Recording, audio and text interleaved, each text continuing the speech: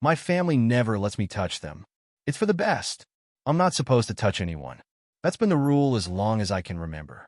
Mostly, my earliest memories are of my aunts and uncles, smiling at me behind glass in their white coats, of air hugs and blown kisses. But I have distant memories of another place, of men with guns, of a woman with a touch like silk. I think she was my mother. I remember a blinding light and a sound like thunder. The next thing I knew, I was here. I've been behind glass for a long time. No windows to see outside. No door in or out. Only a slot for meals.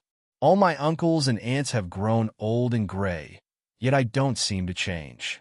They never answer my questions. Who am I? I would ask. Where do I come from? All they ever told me is that I was sick, that I had to be kept locked away for my own safety until a cure was found. Even though I felt fine, I trusted them. I had no choice. I've had all I ever needed here. I've read hundreds of books, learned to paint and draw, watched hours and hours of Gilligan's Island. But what I always wanted more than anything was to touch someone, even for a second. I tried once. A few years ago, one of my aunts was pushing supper through the meal slot. I backed against the wall like always, but I couldn't help it.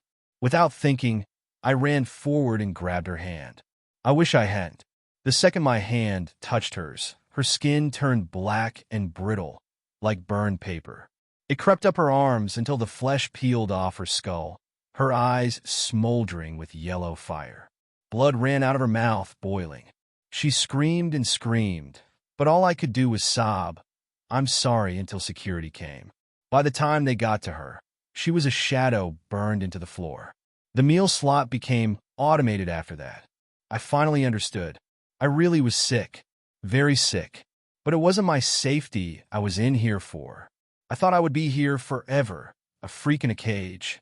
Until last week, when all my aunts and uncles gathered in the chamber one morning with exciting news for me. I was cured. They told me the country needed me, that some government men needed my help on a big mission where I could touch as many people as I wanted. Men in rubber suits were going to take me away to see the outside for the first time in forever. Just a few more days. I was so happy I couldn't help but cry. "And before you go, we have a gift," said one of my uncles, a smile beaming across his face. I waited with breathless excitement. "Your name is Makitsura Yamamoto. You were born in a town called Nagasaki in the year 1945.